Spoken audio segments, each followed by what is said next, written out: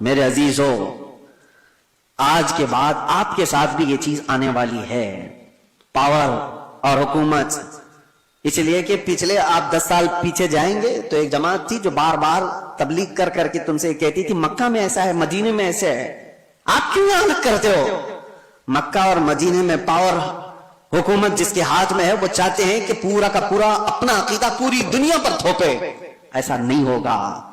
پوری دنیا پر وہی رنگ غالب آئے گا جو میرے مصطفیٰ نے پیدا کیا ہے. تمہارا رنگ نہیں غالب آئے گا. تمہاری طاقت جب تک رہے گی، تمہارا پیسہ جب تک رہے گا، بھکاری تمہارے مرید ہو سکتے ہیں، ایمان والے لوگ نہیں ہو سکتے. جن کا پورا ایمان ہی دولت ہے، جن کا پورا جینے کا مقصد ہی دولت ہے، ان کے عقیدے سے کیا سروکار؟ وہ کل کو کچھ اور ہوں گے، آج کو کچھ اور ہوں گے. یہ آپ کے لیے میں پہلے سے بتا رہا ہوں، آنے والے دور میں اگر کوئی اور بد عقیدگی پھیلتی ہے تو میرے عزیزوں آج سے ہی اپنے گٹھریاں باندھ لو. تیری گٹھری تاکی ہے اور تو نے نیند نکالی ہے. اس لیے اے سنیوں، تمہارے لیے چیلنج ہے، تمہارے لیے چیلنج ہے.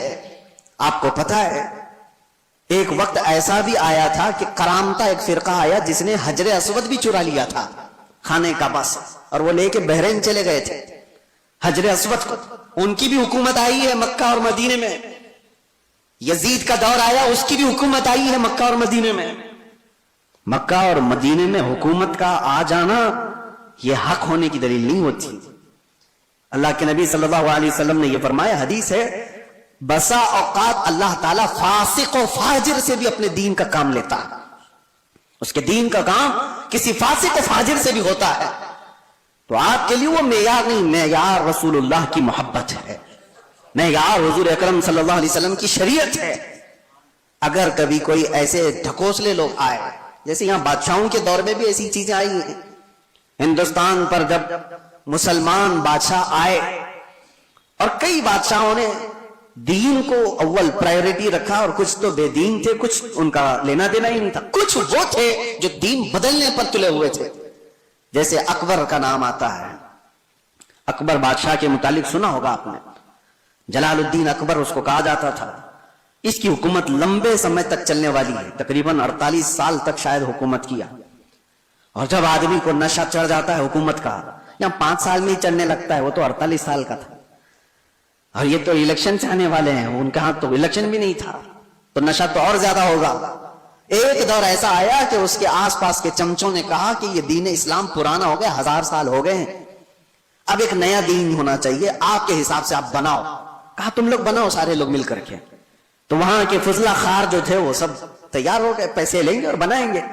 ایک نیا دین بنایا گیا. نیا دین کیا تھا؟ اذان کی جگہ سیپ بجائی جائے گی. اذانیں نہیں، سب کو ایک کرنا ہے، سارے لوگ ایک ہی جگہ پر عبادت کریں گے، اور مسجد بھی ہوگی اور منبر پر مندر بھی ہوگی، وہاں پر مورتی بھی رکھی جائے گی اور مسجد میں نماز بھی ہوگی. یہ دین الہی اس کا نام رکھا گیا. اور حد یہ ہے میرے عزیزوں، جو بات میں کہہ رہا ہوں، طاقت اور سیاست کا اثر عوام پر بہت ہوتا ہے. ہزاروں اور لاکھوں کی تعداد میں لوگ اس کے دین کو ماننے بھی لگ گئے. شروعات ہو گئی، کتنے مولوی بھی شروع ہو گئے کہ ہاں ایک ماڈرنزم ہے، نیا پن ہے، ہونا چاہیے، بادشاہ نے کہا ہے تو صحیح ہے. لیکن ہمیں یہ بات کہہ رہا ہوں نا، ہر زمانے میں گمراہ پورے نہیں ہوتے. حقانی علماء ہر زمانے میں اللہ تعالیٰ رکھتا ہے. ایک مرد قلندر احمد فاروقی سرہندی مجدد الف ثانی کھڑے ہوئے اور انہوں نے اس کی تردید کی، اور جگہ جگہ آپ نے اپنے بیانوں سے انکار کیا کہ دین الہی نہیں ہوگا، دین مصطفیٰ ہی ہوگا. تم نے نام رکھا ہے دین الہی، یہ اللہ کا دین نہیں ہے، یہ بادشاہ کا بنایا ہوا دین ہے. دین وہی ہے اللہ کا جو میرے نبی لے کر کے آئے تھے. اور اس دین کی خاطر جیسی بادشاہ کے خلاف بولنا آسان ہے، آسان ہے. آپ ان کی پالیسیوں کے خلاف بولو، ابھی دیکھو اٹھا لیں گے آپ کو. ہاں کہنے کو دنیا میں ڈیموکریسی ہے، آزادی ہے، بولنے کی آزادی، freedom of speech, freedom of expression, پتہ نہیں کیا کیا چیزیں ہیں، لیکن وہ صرف اور صرف ان کے کتوں کے لیے، ان کے پالے ہوئے کتوں کے لیے فریڈم ہے پورا. اور تم کہیں سے ابھی دیکھو میں کتا ہی بول دوں تو پھر مشکل ہے، اٹھا لیا جائے گا. نہیں، تمہارے لیے نہیں ہے، وہ ہماری طبیعت کے ہمارے پالے ہوئے لوگوں کے لیے، وہ جتنا چاہے بھوکیں، क्योंकि हमारे खिलाए हुए कुत्ते हैं, हमारे पाले हुए कुत्ते हैं, ये किसी को काट लें तो भी जायज, किसी पर भौंके तो भी जायज। दुनिया का तकरीबन सिस्टम यही है, सब जगह कहने को डेमोक्रेसी है, आजादी सबके लिए नहीं है। हाँ, अगर इनके आलोचक हो कोई, इनको क्रिटिसाइज करने वाला कोई हो, अरे वो एक जुमला भी बोले तो उसको पकड़ लिया जाएगा, और डायरेक्ट नहीं पकड़ा जाए तो फिर तुम्हारे टैक्स की इंक्वायरी शुरू हो जाएगा। माल कहां से आता है, कितना कमाते हो, कौन सा अकाउंट है, ईडी हो, आईटी हो, सब जगह से। बहरहाल दुनिया का ये निजाम है, इन निजामों से न डरते हुए भी अल्लाह के रब्बानी उलमा मौजूद रहते हैं। मुजद्दिद अल-फ़सानी को 8 साल तक जेल में रखा गया था, सिर्फ अकबर के लाए हुए दीन की मुखालफत करने की वजह से। लेकिन हुआ क्या, अकबर मर गया, उसका बेटा जहांगीर आया, और उसको जब बताया गया कि जेल में मौजूद एक आलिम ऐसा है जो 8 साल में 700 कैदियों को आलिम बना दिया, वो वहां पर भी तबलीग कर रहा है, आजाद कराया गया। और उसके बाद फिर उसी सुरखरुई के साथ, इज्जत के साथ मुजद्दिद अल-फ़सानी दीन मुस्तफा का काम करके गए दुनिया से। हर जमाने में ये होता रहेगा। तो मैं ये कह रहा हूं, जब ताकत किसी के पास आती है, ऐसे गुमराह के पास, तो शैतान उसके जरिए से पूरे दीन को खराब करने की कोशिश करता है। और ऐसा ईसाइयों के साथ भी हुआ, यहूदियों के साथ भी हुआ, क्योंकि ईसाई पहले जो थे, हक जो उलमा थे, यहूदी भी, अरे वो अल्लाह तबारक व तआला की किताब तौरात के मानने वाले थे, मूसा अलैहिस्सलाम की शरीयत के कायल थे। लेकिन जैसे ही किसी के पास पावर आया, शैतान उसके सर पर सवार हुआ और उसके जरिए से गुमराहियां शुरू की, तो यहूदी उसके पैरोकार उसके तरफ चले गए। ईसाइयों में भी ऐसे ही हुआ। 2 तरीके से शैतान गुमराह करता है, एक सियासत के जरिए से और दूसरे उलमा के जरिए से। और ये दोनों का कॉम्बिनेशन होता है। कैसे? सियासत जब पावर में होती है, ताकत, हुकूमत, वो खरीदती है कुछ उलमा को, और उनके जरिए से जो कहलाया जाता है वो अवाम पर उसका असर पैदा हो जाता है। हत्ता कि मैं देख रहा था एक इंटरव्यू को, हैरत होती है, आपके पास बहुत सारी चीजें आती हैं, साइंस प्रूवन है, साइंस प्रूवन है। क्या है मतलब? कुछ खाने पीने की चीजें आपके पास आ रही हैं, ये खाओ, ये डाइट बहुत ही उम्दा है और साइंस प्रूवन है, साइंस ने इसका सब सर्च किया है और सारी चीजें इस पर सर्वे हुआ है और बड़े बड़े साइंटिस्ट ने इस पर मोहर लगाई है। तो अवाम उसको हाथों हाथ ले रही है, अरे साइंस प्रूवन है, ये साइंटिफिक एतबार से भी इस हेल्थ के बेनिफिट हैं।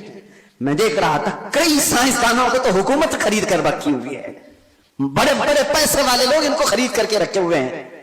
अरे चाहे कुछ भी कचरा हो, तुम कह दो कि मैंने रिसर्च किया है, मैंने सर्वे किया है 1.5 लाख लोगों पर और उसका असर ये आया है, और इसके बदले में तुम जितना पैसा ले लो।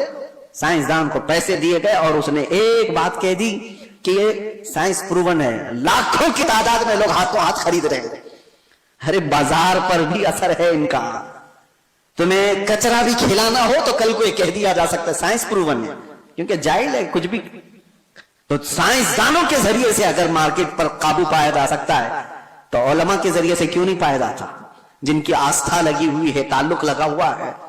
तो मेरे अजीजों, आखिरी बात कहता हूं, मुझे ये बात उस वक्त पता चली जब मैं लोगों से राब्ते में नहीं था। आप समझ सकते होंगे, कुछ ऐसे उलमा के चेहरे सामने आए, अल्लाह अकबर, जो माहाना तनख्वाह लेते हैं, माहाना तनख्वाह लेते हैं सिर्फ और सिर्फ बड़ी ताकत के हिसाब से लिखने पर और बोलने पर और कौम की मुखबिरी करने पर। नामवर लोग हैं, पढ़े लिखे लोग हैं, तनख्वाह मिलती है, बड़े बड़े ताकतों से पैसे लेते हैं, और सामने हमारे चेहरे आए, जमीन के नीचे, पैरों के नीचे से जमीन खसक जाए कि ये तो इतने अच्छे चेहरे दिखे जाते हैं। हाँ, इसीलिए मेरे अजीजों कि इनके कलम से, इनकी जुबान से लोगों पर वही चीज डाली जाए जो हुकूमत चाहती है। आपको पता है इंदिरा गांधी के जमाने में नसबंदी करने का फैसला कर लिया गया था, पॉपुलेशन कंट्रोल करने के लिए, कि मर्दों को भी जो है ना नसबंदी करा दी जाए, यानी इनको बच्चे पैदा होने की सलाहियत खत्म कर दी जाए। लेकिन इसमें मेन मसला आता था तो मुसलमानों का। मुसलमानों क्या हराम है, नहीं मानेंगे तो क्या किया जाए? मुसलमान मानेंगे तो किसी हुकूमत की थोड़ी ना मानेंगे। यहां जितने भी डॉक्टर इनको बता दें ये फायदे है वो फायदे, तो भी नहीं मानेंगे। एक बड़ा तबका है जो अपने दीन पर कायम है, और दीन को मनवाने के लिए तो उलमा चाहिए। تو सीधे मदरसे गए, बड़े बड़े मदरसों में, और फतवा लिया, वहां से फतवा लिया बड़े बड़े मदरसों से कि हाँ, हुकूमत वक्त के हालात के एतबार से जायज है, बंद करा सकता है आदमी। कई उलमा फतवा दे चुके, लेकिन उसके बाद भी हिंदुस्तान पर असर नहीं हो रहा था, क्योंकि हुकूमत ने देखा था कि इनके ऊपर ज्यादा असर बरेली का है। तो बरेली पहुंचे, लेकिन बरेली में कोई ऐरा गैरा नहीं बैठा था, आला हजरत का शहजादा बैठा हुआ था, हुजूर मुफ्ती आजम हिंद रज़ी अल्लाह ताला अन्हु, जो मुत्तकी परहेजगार आलिम दीन, मुत्तकी बनकर दिखाए। इस जमाने में कोई एक मेरे मुफ्ती आजम का तकवा छोड़कर। मेरे अजीजों, उनके पास जब ये सवाल गया तो आपने जो जवाब दिया वो मौजूद है। एक बार नहीं कहा उन्होंने, पूरे दलाइल के साथ लिखकर नीचे लिखा, नसबंदी हराम है, हराम है, हराम है, और जो मेरे मुस्तफा ने हराम किया वो कयामत तक हराम है। अब ये निकला, हुकूमत को पता चला कि एक मौलवी से पूरा मसला खराब हो सकता है, क्या किया जाए? छपने से बंद कर दिया जाए। लेकिन जो चीज अल्लाह पहुंचाना चाहता है वो किसी के बंद करने से कभी नहीं रुकता, कभी नहीं रुकता। प्रेस को जला दिया गया था बरेली शरीफ में, जिस जगह से ये फतवा छाया हुआ, प्रिंटिंग प्रेस जला दिया गया, प्रेस के मालिकान को कब्जे में लिया गया, गिरफ्तार किया गया, और जो दीवारों पे जाकर फतवा चिपका रहे, पुलिस पकड़ पकड़ कर ले जा रही है। कहां रुकने वाली चीज कहां है? पूरे हिंदुस्तान में आग की तरह बात फैल गई कि आला हजरत के शहजादे ने फतवा दिया है कि नसबंदी हराम है। सब मिलकर के एक तरफा ऐलान किए, हम हुकूमत के इस फैसले को नहीं मानते, ये हमारे दीन का हिस्सा है। थोड़े दिन हुआ, मुसलमानों को तकलीफें आई, उलमा गिरफ्तार हुए, लेकिन चंद ही दिनों के बाद खबर आई कि लेडी तख्त से उतर गई, हुकूमत ही गिर गई। मेरे अजीजों, एक बात याद रखो, ताकत और पावर के जरिए से पूरी दुनिया पर असर कायम किया जाता है। आज अमेरिका की बोली बोलने वाले लोग भी बहुत सारे होंगे, वो जो कर रहा है वो सही है। इजराइल की बोली बोलने वाले लोग होंगे, क्योंकि थोड़ा सा उनके यहां से गोबर मिल जाएगा। हाँ, यहां पर भी बहुत सारे हुए हैं, बहुत सारे हैं। ये जो कर रहे हैं, मस्जिदें तोड़े, खानकाहें तोड़े, माबदें तोड़े, इससे कोई बात नहीं, लेकिन है तो अच्छे लोग हैं। उनकी जमात के भी कुछ हैं, टोपी भी पहनेंगे, दाढ़ी भी पहनेंगे। इनका वो ईमान है जो माल है। इसीलिए शेख मोहिउद्दीन इब्न अरबी की वो बात मुझे याद आती है। आप कुर्सी पर बैठे हुए थे, कुछ लोग आए मिलने के लिए, आपके सामने बैठे थे, आपने बयान करते करते अचानक कहा, तुम्हारा खुदा मेरे पैरों के नीचे रहता है। लोगों से इतना कहा तो लोग भड़क गए। इतने बड़े आलिम दीन, इतने बड़े सूफी, और कुफ्र का फतवा लगाकर निकल गए, ये तो काफिर हो गया। दो लोग बैठे रह गए। उन्होंने पूछा, हुजूर आपके ऊपर कोई चीज आ गई, आपने ऐसा जुमला क्यों कहा, खुदा पैरों के नीचे रहता है, ये तो बहुत बड़ा गिरा हुआ जुमला। आपने कहा, सब्र, वो भी मुझे पूछ सकते थे, लेकिन वो इसलिए आए ही नहीं थे। मैं जानता हूं उन लोगों को, मैंने क्यों कहा वो बताता हूं।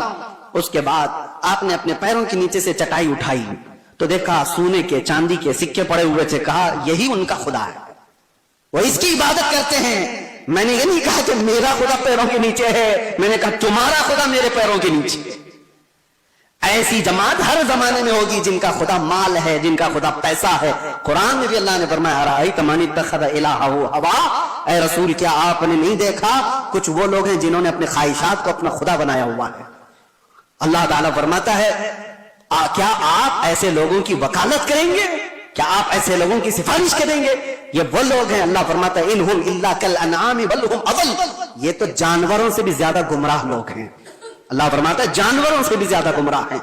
बस मुझे फिक्र है, इसलिए मैंने ये सारी बातें की कि अल्लाह हमारे ईमान की हिफाजत करे। आने वाला जो दौर है, हुकूमत जिसकी होगी, पावर जिसका होगा, ताकत जिसकी होगी, लोग उसकी बोली बोलने लग जाएंगे। मिडल ईस्ट के जो असरात हैं, आज मिडल ईस्ट में जो जंगें जारी हैं, या अगर इस मोड़ पर चली जाती है, किसी और कौम का दबदबा आता है, तो मुसलमानों के अकीदे पर भी असर कर सकता है। आगे चल करके हजारों लोग आने वाली नई हुकूमत के बुलबुले हो जाएंगे, उनके मुरीद हो जाएंगे। वो कहेंगे कि ये देखो, ये हक जमात है, ये आ गई, ये हक जमात है, इसको अल्लाह ने ताकत दिया और ये पावर पर आ गए। मेरे अजीजों, ये सारी चीजें कौन आता है कौन जाता है, इससे सरोकार नहीं। एक बात ये देखो, मेरे नबी का अगर गुलाम है तो चटाई पर बैठा भी हो तो मेरा इमाम है, और नहीं है تو اس سے میرا کوئی تعلق نہیں.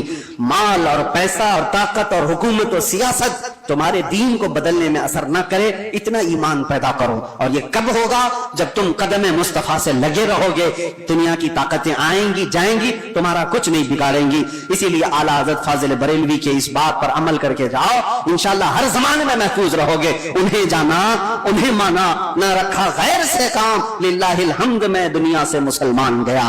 وآخر دعوانا